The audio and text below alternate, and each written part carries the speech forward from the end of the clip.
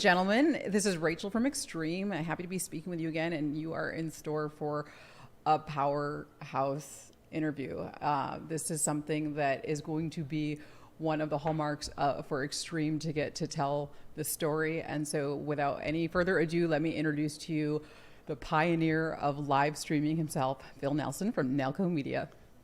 How's it going? Thanks for having me. Awesome. You're such a captivating individual, and we had the opportunity. We met pre-COVID, right? Yes.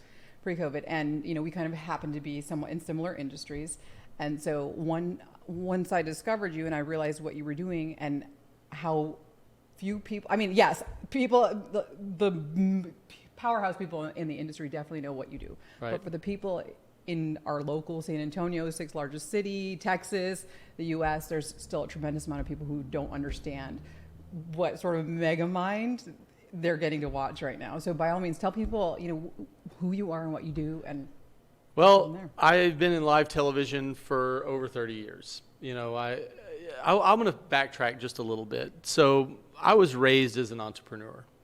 My dad always invented things, built businesses, and would patent ideas and sell the business. And, so I was raised as a person that really didn't see an obstacle to going and doing something.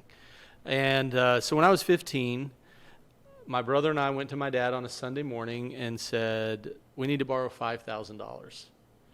We want to start a comic book and baseball card store in the mall. And my dad was crazy enough to say yes. He loaned us the $5,000. We went to the mall manager, met with him, and at that time in North Louisiana, if you had mall rent or mall space, you had to be open when the mall was open. But we pitched him, look, we're high school kids.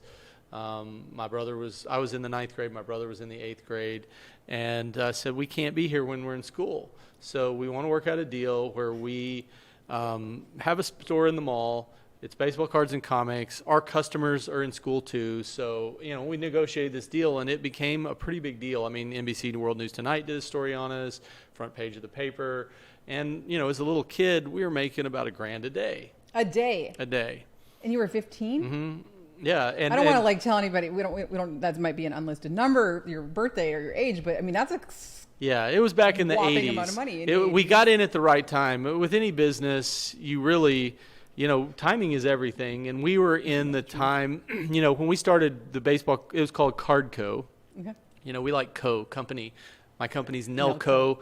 There's a theme there. But we started Cardco in the mid to late 80s. Mm-hmm. And at the time, there was a baseball card price guide, but there wasn't a basketball card price guide. It really wasn't an industry yet. And as there were people collecting, but it wasn't like a super moneymaker industry. And then all of a sudden in the 80s, it just exploded. Michael Jordan, 1986 Fleer rookie, was rare. And so anyway, we started this baseball card store and did really, really well with it and made a lot of money.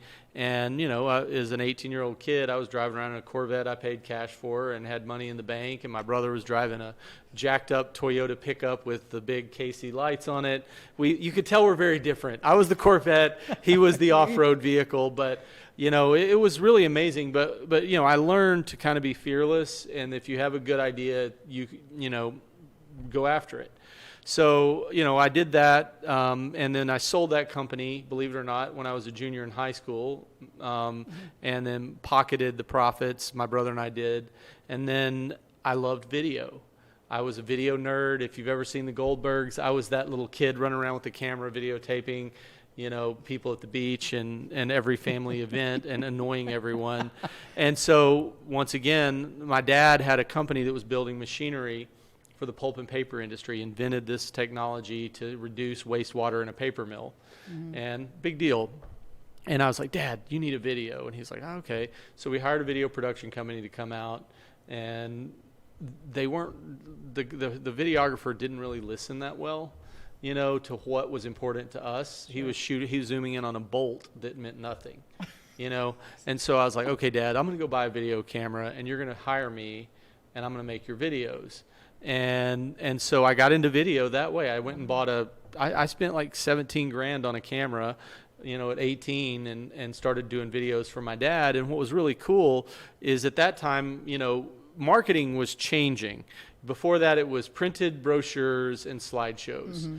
And this was in the late 80s, and video was just really taken off because, video editing and things like that were becoming more and more accessible. You didn't have to have $1 million to make videos. And so I bought this camera, started shooting his videos. We edited his video, and he takes it out on his first sales call and basically says, look, you're not going to come to Monroe, Louisiana to see my facility, so I'm going to bring it to you. And he closed $1 million deal with that one video. Isn't that amazing? So I decided, you know what? I'm going to start a video production company. And I did. It was called VIP Productions. And I was at an 800 square foot office in Monroe, Louisiana that I was paying $800 a month for. And started doing videos, and I built a big production company that we transitioned the name to VAR Studios, which was Video Audio Recording Studios. Mm-hmm. And we produced, a lot of, we did the first high school football television show in the United States on primetime television on a major network. So I started doing video, and then once again, I sold that company when I was 25 or 24. And, the company that I used the technology from a company called New Tech, mm-hmm. which was based in Topeka, Kansas, but moved here to San Antonio. And I was a big fan of this product called the Video Toaster. So all you video nerds out there, you'll know what the Video Toaster is. And I was a fan. They empowered me to do what I did. So when I sold my company and signed the non-compete agreement, I called New Tech and said, you guys need to hire me. And they're like, we're not hiring. I was like, and I called them every week. I would call HR at New Tech every week. Hey, you hiring this week? Hey, you hiring this week? Hey, you hiring this week? Because I was just playing music in bars and non-compete. I was honoring it and not doing videos. And so, I ran into the mic. That's a rookie mistake. So I basically bugged them until the HR lady's like, look, I'm tired of you calling me. I'm just going to get you an interview with the VP of sales, and that way you'll at least go away or get hired. And we did a call, and he was like, can you start now? One, he liked that I wouldn't give up. And I started at New Tech in 1998, and I was at New Tech for 20 years. So, but it all goes back to my dad teaching me the entrepreneurial ideas of, be fearless. Listen, but don't listen to people who don't know what they're talking about, because mm-hmm. there's a lot of people that will give you advice. Mm-hmm. But some of the advice is bad. Just because somebody is older doesn't necessarily mean they know what they're talking about.